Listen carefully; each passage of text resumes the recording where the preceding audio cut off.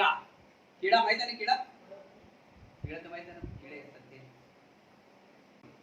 सालक किडा आहे त्याचं नाव. भंते नाक्षण म्हणतात, महाराज सालक जातीचा रोग पसरवणारा बारीक आणि अगदी लहान किडा तिन्ही प्रकारच्या मधाचा आस्वाद घेत आपल्या जागी बसला असता 9 हात लांब. किडा पाक एवढाच असते, लक्षात ठेवा. किडा लहान असते, किडा हा लहान असते, बारीक असते किडा. डबल आहे का? महाराज सालक जातीचा रोग पसरवणारा, जसा आपण मलेरिया कशामुळे होते? मच्छर. केवढा मच्छर असते? म्हणजे तो एवढा छोटा किडा मच्छर. मच्छर हे छोटा मच्छर असते, पण काय फरक होते? तो मलेरिया. असा सालक नावाचा किडा आहे, तो सालक रोग पसरवते. तो किडा लहान असते, मच्छर लहान असते, पण तो किडा तो रोग पसरवते. तिन्ही प्रकारच्या मधाचा आस्वाद घेत आपल्या जागी बसला असता 9 हात लांब, 3 हात रुंद, 10 हात गोलाई व 8 हात उंच असा एखाद्या गजराज आपल्या स्थानाकडे आलेला पाहून त्यास गिळवण्यासाठी तो किडा त्याच्यावर चालून येऊ शकत नाही. एवढा मोठा हत्तीसारखा हत्ती आहे, तरी तो किडा त्याच्यावर चालून येऊ शकत नाही. येऊ शकते काय? पुढे पहा काय करते. सालक किडा अत्यंत लहान प्राणी असून तो गजराज, धिप्पाड व विशाल आहे. सालक किडा लहान आहे. सालक किडा लहान, अत्यंत लहान प्राणी असून तो गजराज, धिप्पाड व विशाल आहे. म्हणजे तो त्या हत्तीच्या पेक्षा मोठा आहे. आता एवढा मोठा माणूस 5.5 फूट 6 फूट, मच्छर ऐकते का आपल्याला? गोष्ट घेते का मच्छर? कधी घेते का गोष्ट? हाफ करते ना माणसाला, इथं चावले की इकडे, इथं चावले तिकडे, हाफ करून टाकते की नाही? महाराज याचप्रमाणे 7 वर्षापेक्षा कमी वयाच्या मुलाचे मन एवढे महान तत्व आकलन करून घेण्यास असमर्थ असते. महाराज तुम्ही म्हणता की 7 वर्षाच्या मुलाला ज्ञान प्राप्त का होऊ शकत नाही? कारण की त्याला बुद्धीच नसते. का त्याला ज्ञान प्राप्त होऊ शकत नाही? याचं कारण का की ज्ञान प्राप्त कोणाला होते? ज्ञान प्राप्त कोणाला होते हे आपल्याला बघावं लागेल ना. तर ज्ञान प्राप्त कोणाला होते? की ज्याला चटके लागले सुखाचे, आणि तर त्याला ज्ञान प्राप्त होईल. ज्याला सुखाचे चटके लागले नाही किंवा दुःखाचे चटके लागले नाही त्याला ज्ञान प्राप्त होईल का? त्याला माहित पडेल ना. म्हणजे सुखात आणि दुःखात काय अंतर आहे त्याला समजलं, त्याला माहित पडेल सुख काय दुःख काय. त्याला सुख काय दुःख काय माहित पडत नाही, त्यामुळे त्याला ज्ञान होऊ शकत. ज्ञान होणे म्हणजे त्याला जागृती होणे. ज्ञान होणे म्हणजे त्याला जागृती होणे. आता मेणबत्तीचा चटका लागला तर त्याला समजायला पाहिजे, बाबा मला मेणबत्तीचा चटका लागला, हे तर समजायला पाहिजे ना. तर त्याला ज्ञान होते की मला मेणबत्तीचा चटका लागला आहे. जर त्याला मेणबत्तीचा चटका लागला आणि तो सांगू शकत नाही, मग त्याला ज्ञान आहे काय? आहे का त्याला ज्ञान? मग ज्ञान होऊ शकते काय? 7 वर्षाच्या मुलाला ज्ञान येऊ शकते का तो मुलगा? कारण काय की त्याला त्या ज्ञानाची म्हणजे कुशल आणि अकुशल याची जाणीव नसते, म्हणून त्याला ज्ञान प्राप्त होत नाही. महाराज म्हणूनच सन्मार्गावर चालत असून सुद्धा 7 वर्षाच्या पेक्षा लहान मुलांना ज्ञानाचा अधिक साक्षात्कार घडू शकत नाही. तो मुलगा, लहान मुलगा सन्मार्गावर जाऊ द्या, किती मार्गावर जाऊ द्या, म्हणजे कोणाचं खोटं बोलत नाही, जे काय सन्मार्ग चांगल्या मार्गावर जाऊ द्या, पण त्याला साक्षात्कार ज्ञानाचा साक्षात्कार होऊ शकत नाही. म्हणजे समजू त्याला ज्ञानाचा साक्षात्कार कधी होते की त्याला सुखद घटना आणि दुःखद घटना यामधला फरक समजला पाहिजे, तर त्याला ज्ञान माहित पडते.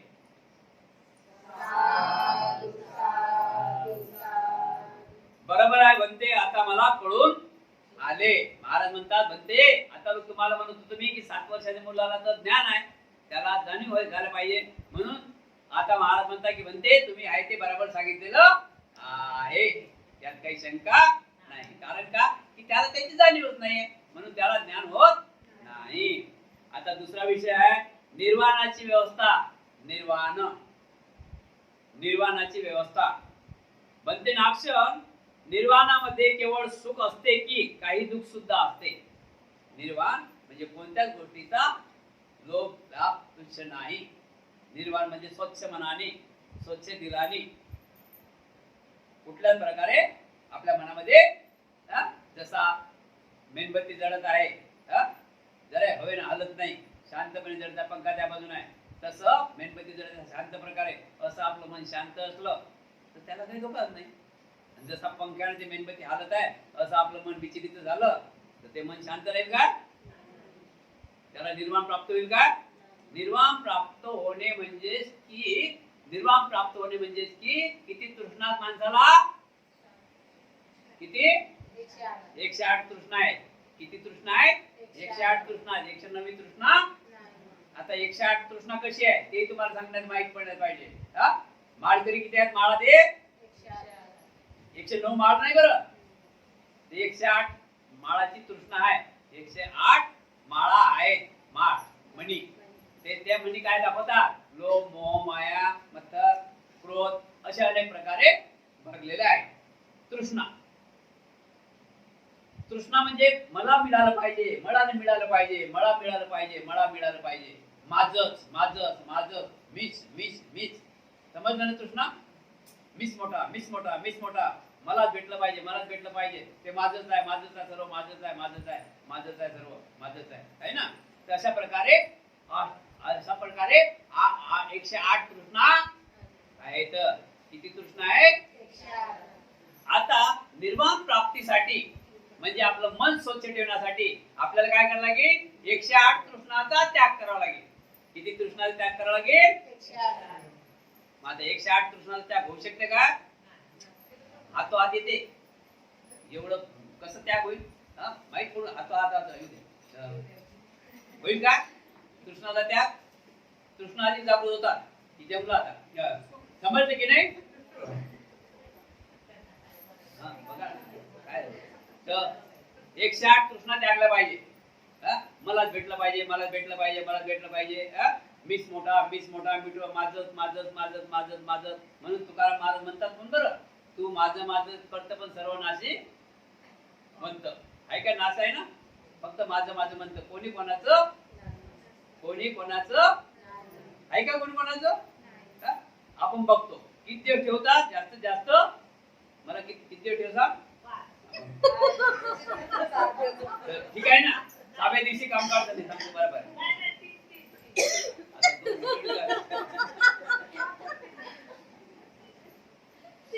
समजले की नाही? समजले की नाही? म्हणून की निर्वाण निर्वाण म्हटलं म्हणजे आपल्या मनातल्या तृष्णा, जे काय तृष्णा आहे. माणूस हा मोहाने भरलेला आहे, माणूस हा तृष्णेने भरलेला आहे, माणूस हा क्रोधाने भरलेला आहे. माणूस हा क्रोधाने भरलेला आहे. या माणसाची गोष्ट अलग आहे. या माणसाची गोष्ट अलग आहे. एवढी गोष्ट अलग आहे की क्षणात शांत आणि क्षणात तुफान. तुफान माहित आहे ना? तुफान असा स्वभाव आहे माणसाचा. क्षणात चांगला आणि क्षणातच म्हणजे याच्या मनात सारखं झालं तर मग चांगलं आहे. याच्या काय मनाच्या पेक्षा जरा वरकत झालं तर मग हम नहीं तुम्हारे तुम नहीं, हम नहीं तुम्हारे तुम नहीं. बरोबर आहे की नाही? आणि जास्त मग भाव ते मग काय होते? भाव किंवा बहिणी बहिणी मरेपर्यंत तू तोड पाहणार नाही. जमलं काय? बरं वाटते काय? एकाच ग्रुप मधून आहेत ना ते. समजते की नाही? तरी काय म्हणतात मरेपर्यंत म्हणजे काय की या माणसाचा स्वभाव असा आहे की माझ्यापेक्षा कोणी हेच नको आणि सर्व मलाच भेटलं पाहिजे, बाकी कोणालाच नको.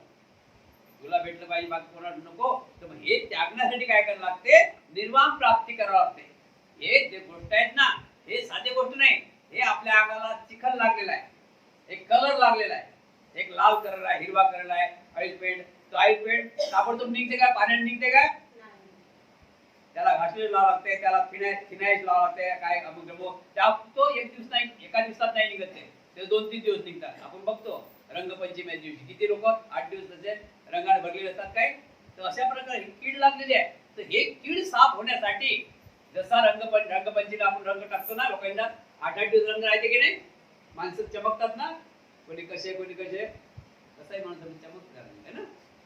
हे लावलं तर एवढं साफ करण्यासाठी एवढं साफ जो म्हणून करीन, जसं शरीर आपण साफ करतो तसं मनानं साफ राहिलं त्याला म्हणतात निर्वाण प्राप्त झालं.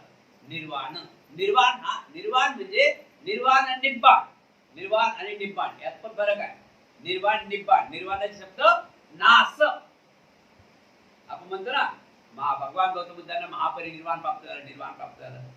महापरिनिर्वाण प्राप्त झालं म्हणजे काय की ते सगळ्या गोष्टीतून मुक्त झालेले आहेत. आता कोणतीच गोष्ट शिल्लक राहिलेली आपली आहे का अशी कोणती गोष्ट? तरी म्हणते तिथपर्यंत गेल्यावर म्हणते पाहते तू वर असते तरी पाहते पोरगी आली काय, काहीच कामाची नाही बरं पोरगी, फक्त हुआ करते आणि पाहते गड्यातल्या का आईच्या आहे कधी भेटते. समजलं ना? इकडे लक्ष असते बरं, आई करून ठेवते ना, आई आई आहे. समजलं की नाही? तर म्हणून निर्वाण व्यवस्था अशी असते की आपल्यामधल्या सर्व दोष नाहीसे करणे, आपल्यामधले सर्व दोष नाहीसे झाले पाहिजे. आता आपल्यामध्ये दोष कोणते आहेत समजलं ना? कोणते कोणते दोष आहेत लक्षात ठेवा. तुम्ही नाही तुमच्यासाठी तुम्ही चांगले आहे, विहार चांगलेच आहे, पण तुम्ही लोकांना समजावून सांगायचं तुम्ही तसं वागलं पाहिजे. विहारात आहे तर विहारात आले याचा मतलब कसं काय? विहारापुरतं मर्यादित राहायचं नाही. बुद्धांनी सांगितलेलं आहे दान दत्तंतु दानात दान, सर्वात दान मोठं दान कोणतं आहे माहितीये काय? धम्मदान. दानात दान मोठं दान कोणतं आहे? धम्मदान कोणतं आहे? काही काही ठिकाणी पेटी त्या पेट्यावर लिहितात धम्मदान. धम्मदानाचा अर्थ माहितीये काय? हे पेटी हे धम्मदान नाही, हे काय पेटी आर्थिक दान आहे. कोणतं दान आहे? किंवा दान पेटी म्हणतात त्याला. तुम्हाला जे काय पैसे लागले तुम्ही टाकता ना 50-100 रोज उठून टाकता काय नाही? टाकता ना तुम्ही लोक? रोज उठता 8 दिवसाला पेटी भरून लागते काऊन की आपल्याला माहित आहे ना आपल्याला कार्यक्रम आहे हे आहे ते आहे. तुम्ही टाकता की नाही 100-100 रुपये दुसऱ्या तेच बोलतो ना आपण सर्व आपल्या बरोबर आहे की नाही? तुम्ही रोज पैसे टाकता ना, कोणी टाकत राहायचे पेटी भरते, टाकत राहायची पेटी भरते, मला 4 दिवसाला 5 जण पेटी भरत लागते, नाही तर वर जाईल ना ते. तर अशा प्रकारे एक पेटी धम्मदान पेटी नाही, धम्मदान नाही. या पेटीला कोणती पेटी म्हणतात? दान पेटी. कोणती पेटी म्हणतात? दान पेटी. मग तुम्हाला सांगतो ना की तुम्ही त्या दान पेटी मग या दान याच पेटीला आपलं थोडं थोडं उंडाळलं असं कलर मार, हेर मार, जिना मार, लाईट बिल बरोबर आहे की नाही? म्हणून हे दान पेटी. याला कोणती पेटी म्हणतात? म्हणजे तुम्ही त्यात रोज दान टाकता, याला कोणती पेटी म्हणतात? कोणी ठिकाणी असं लिहिलं असते, कोणी ठिकाणी असं लिहिले असते धम्मदान. धम्मदान नाही, धम्मदान म्हटलं म्हणजे भंतीजी बोलतात हे देतात याला म्हणतात धम्मदान. बुद्धो मने आनंदा, वामनदादा म्हणतात बुद्धो मने आनंदा इवलस ध्यान दे, मागेल जो तयाला धम्माच दान दे. सर्वात श्रेष्ठ दान कोणतं? मग आपल्याला कोणतं दान द्यायचं इथून गेल्यानंतर? काय म्हणायचं आहे? कोणी भेटलं तर रस्त्याने आपण चाललो, ओळख पाळख काही नाही, ओळख पाळख काही पाहिजे नाही, रस्त्याने आपण चाललो, आपलं कर्तव्य आहे की माझ्या समोर जे काही वाईट कोणी काही कृत्य करत असेल किंवा त्यात नुकसान त्याचा जीव धोक्यात असेल, त्याचा जीव धोक्यात असते ना काही काही. आता उदाहरण आपण चाललो तर एखाद्याच्या मागे सापच लागते, मग आपण काय वाट बघाव काय? जाऊ दे आपण त्याला इशारा कर ना, ये बेटा तुझ्या मागे साप आहे जरा सांभाळू म्हणतो आहे की नाही? किंवा एक गाडी होऊन राहिली, ब्रेक फेल झाले, आपण म्हणतो त्याला की बेटा इकडे होय गाडी होऊन राहिली, आपण असं म्हणतो काय? होऊ दे, निघू दे त्याचं काम. याला धम्म म्हटलं जात नाही.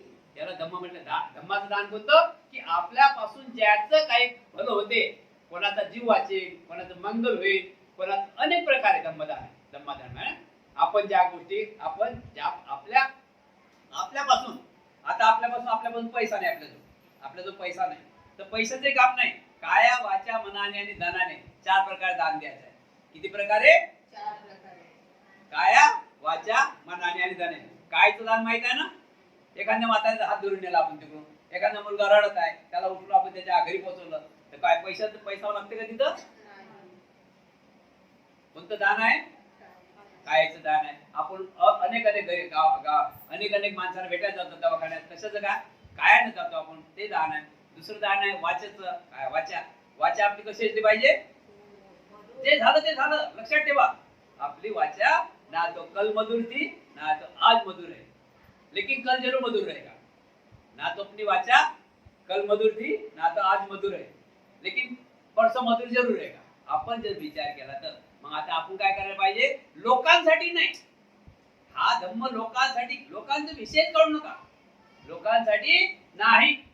हा धम्म आताही आपल्या कामात आला पाहिजे, नंतरही कामात आला पाहिजे, शेवटला गेल्यानंतरही कामात आला पाहिजे, याच्यासाठी हा धम्म, दुसरा काही नाही. या धम्माचा आनंद सर्वात रसात रस, गोड रस धम्माचा रस आहे. ना उसाचा नाही, ना सीताफळाचा नाही, ना आंब्याचा नाही. सर्वात मोठा रसात रस, आनंदाचा रस कोणता आहे? गोड रस, या धम्माचा रस. हा धम्माचा रस म्हणून तुम्ही आम्ही इथे बसलो. हा धम्माचा रस नव्हता तुम्ही आम्ही इथे बसलो असतो का? धम्माचा रस नसता तर तुम्ही आम्ही इथे बसलो असतो का? धम्माचा रस आहे. धम्माचा रस आहे. कोणता रस आहे आपला? धम्माचा रस. ठीक आहे ना? तर आपण काय केलं पाहिजे? आपण काय केलं पाहिजे? तर आजपासूनच सुरुवात केली पाहिजे. कोणती सुरुवात केली पाहिजे? आजपासून कोणती सुरुवात केली पाहिजे? की माझ्यामधले काही दुर्गुण आहेत. प्रत्येक माणूस भरलेला आहे. दिसते तसं नसते, आणि त्यानं जग सरळ माहिती आहे मला.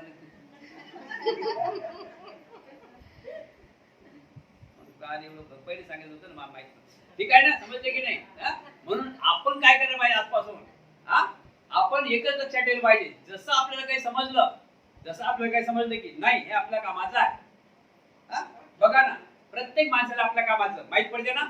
आता इथे काही वस्तू आणल्या, इथे आता 15 वस्तू आहेत काय, तर 15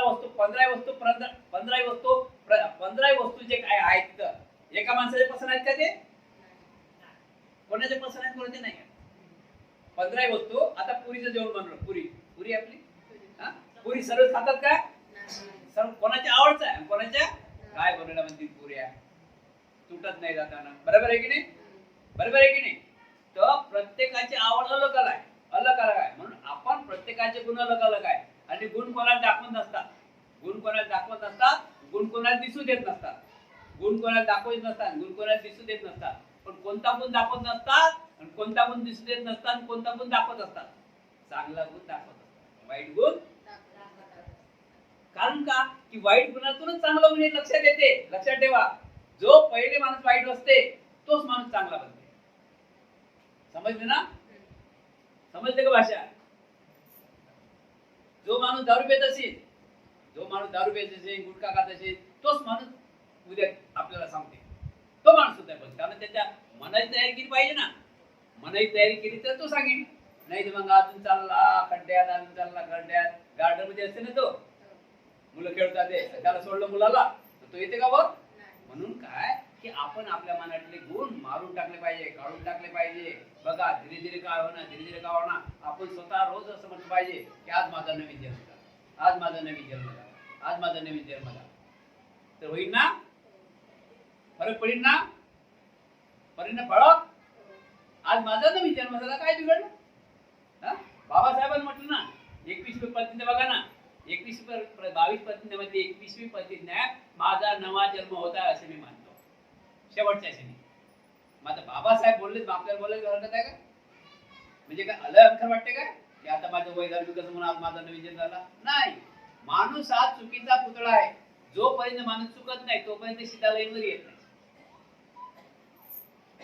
बघा ना, आपण पण बघा, आता आपण 58 वर्ष 60 वर्ष मागे जा, 58 वर्ष 60 वर्ष मागे जा, कोणी 40 वर्ष, कोणी 30-40 वर्ष मागे जा, सगळे 58 वर्षाचे नाही का मागे जा आपण.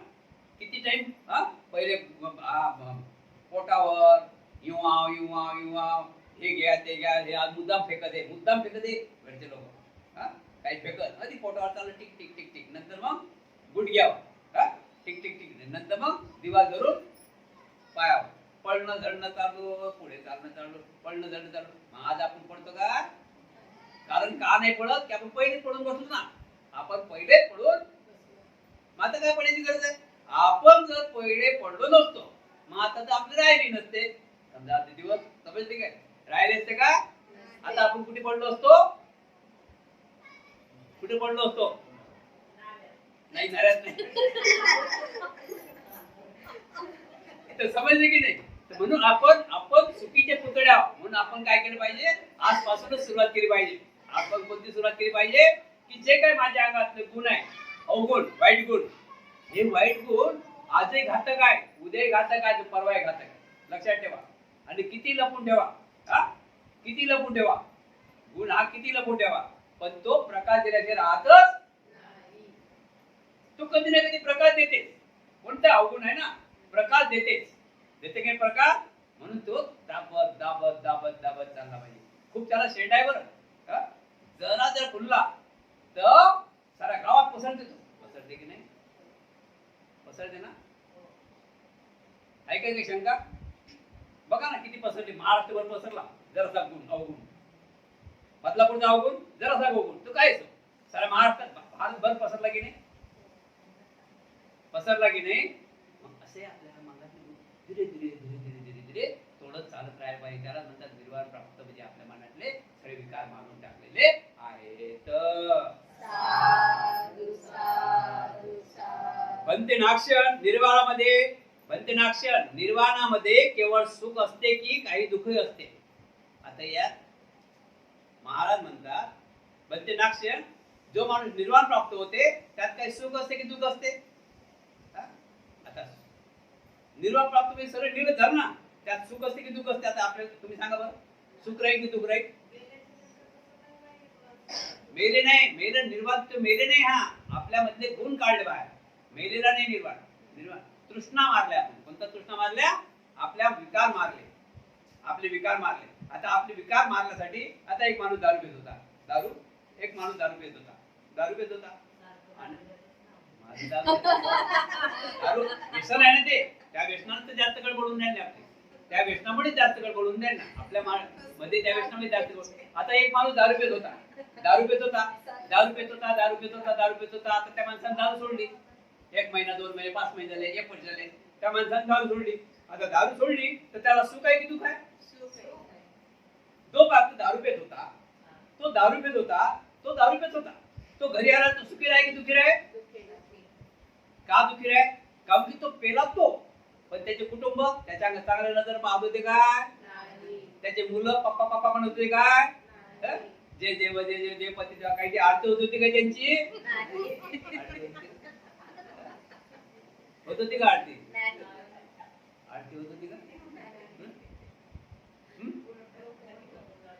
तुमच्यासारखी अजून पुढच्या वर्षी म्हणत होते काय, म्हणतात का, म्हणत होते का की मग तो शेवटी म्हणजे काय की तो जरी जो माणूस पेला, जरी तो माणूस पेलेला आहे, पण त्याच्या घरी तर आल्यानंतर तो दुःखीच आहे ना.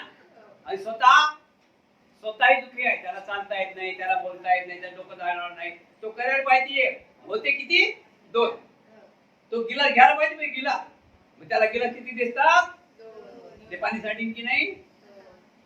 मग त्या गिलासाला खाली गिलास आहे त्याने देते भुक्का, म्हणजे तो दुःखीच दुःखी.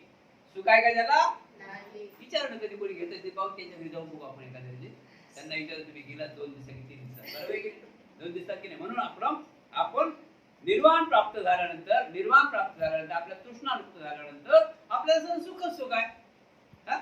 घरातही सुख आहे, दारातही सुख आहे, माणसाची किंमत आहे. महाराज निर्वाणामध्ये सुखच सुख असते, दुःखाचा लवसही सुद्धा नसतो. महाराज निर्वाणामध्ये सर्व सुख सुख आहे, दुःखाचा एक थेंब सुद्धा तिथं नसतो. कारण दुःख नाहीच केलं की नाही, दुःख निघालं की नाही. मग आता दुःख कुठून निघ, पेला तर दुःखी. आता नील झाला, पेला नाही. एखाद्या टाइमला असे बघा ना, काही काही माणसं असे असतात रोज पितात, रोज पितात, कधी एखाद्या पेत नाही. त्यांना विचारा, चांगलं कसं गमते, मस्त गमते, हवा लागते, जरा गोष्टी बरोबर होतात, पण तरी त्यांचं मन जरा मग सकाळी उठून दुसऱ्या दिवशी अधिक माणसं तिथे गती त्याच जायला पाहिजे, बरोबर आहे ना. म्हणून निर्वाणामध्ये सर्व सुखच सुख आहे, सुखच सुख आहे. आपण जे तृष्णा त्यागले की त्याला सुखच सुख आहे, सुखच सुख आहे. बंतेनाक्षण निर्वाणामध्ये केवळ सुख सुख असते, दुःखाचा अवलेसेन सुद्धा नसतो. ही गोष्ट मी मान्य करू शकत नाही. बंतेनाक्षण मी तर या निष्कर्षावर पोहोचलो की निर्वाणामध्ये सुद्धा काही ना काही दुःख निश्चितच असले पाहिजे.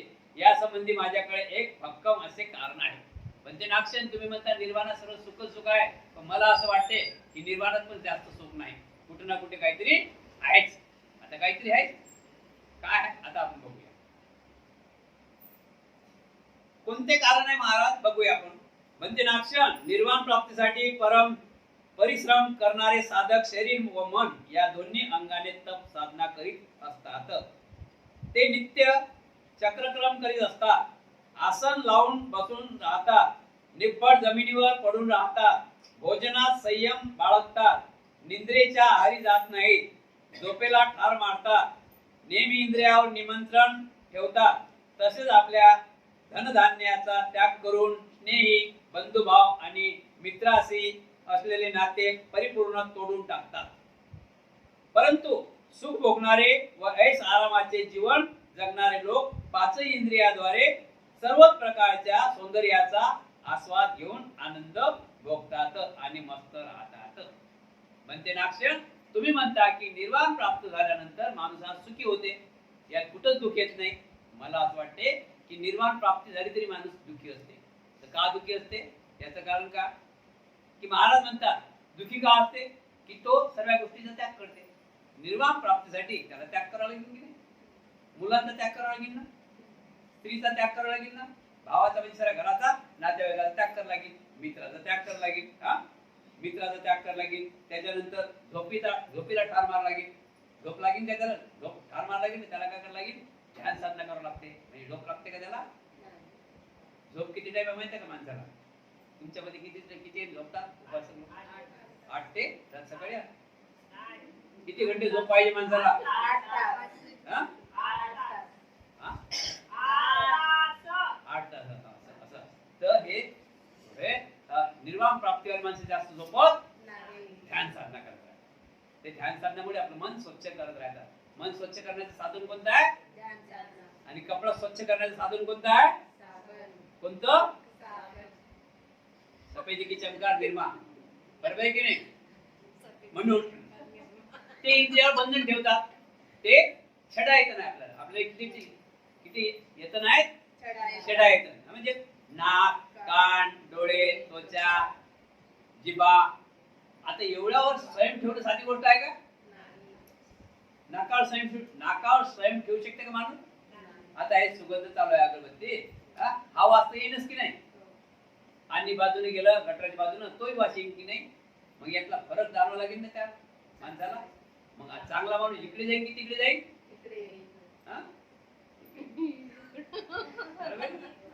बरोबर आहे की नाही? तर कानानं काय ऐकायला लागेल आपल्याला? चांगल्या गोष्टी ऐकायला लागेल. म्हणून भक्ती सांगतात की जेणेकरून कुठेही झगडा असो, जर खरोखर तिथं जायचं काम असलं तर आपण जायचं. कधी कोणाचा झगडा ऐकायचा नाही. मन दूषित करायचं. एक टाइम मन दूषित झालं की मन असं भडकते, मन असं चंचल आहे की आताच्या आताच विदर्भात जाते मन. मग या मनाला ताबा ठेवला पाहिजे. मग मनावर ताबा कोण ठेवते? गुरु.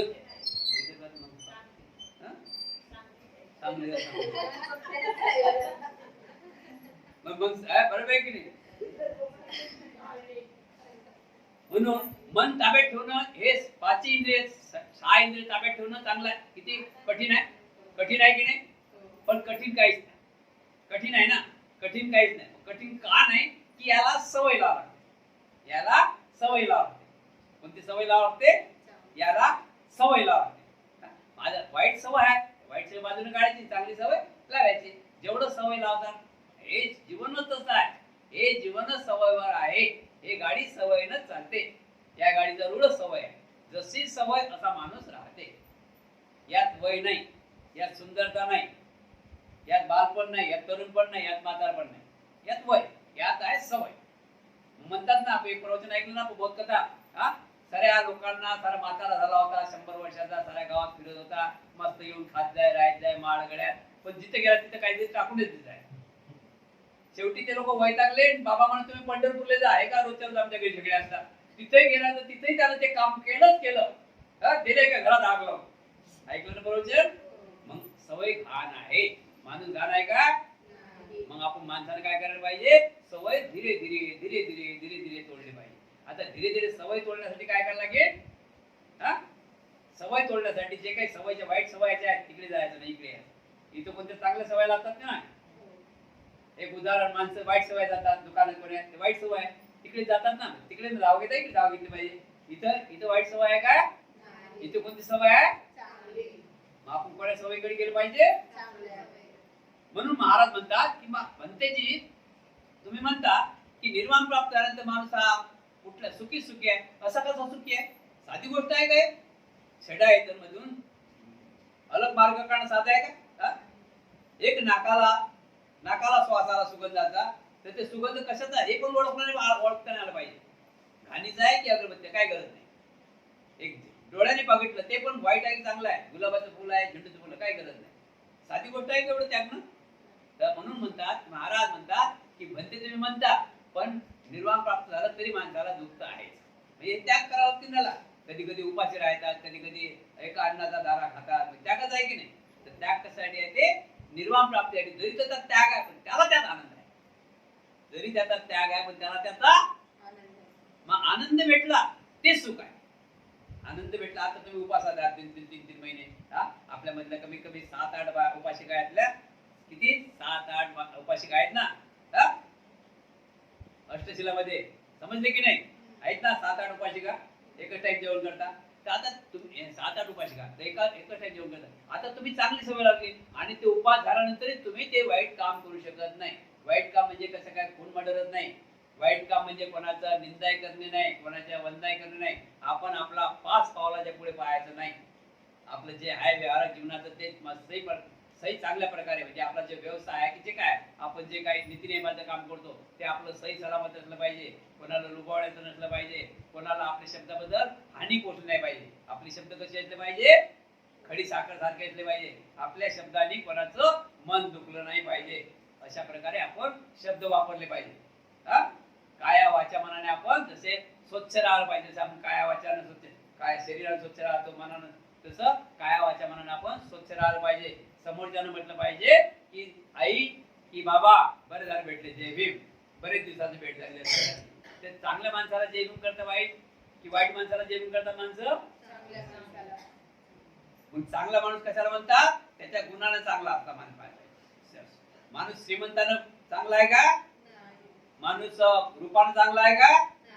मग माणूस चांगला कशाने आहे? गुणाने. मग आपण कसं असलं पाहिजे? गुणवान असलं पाहिजे, शीलवान असलं पाहिजे आणि शीलाचं पालन केलं पाहिजे. सर्वांचं कल्याण, सर्वांचं मंगल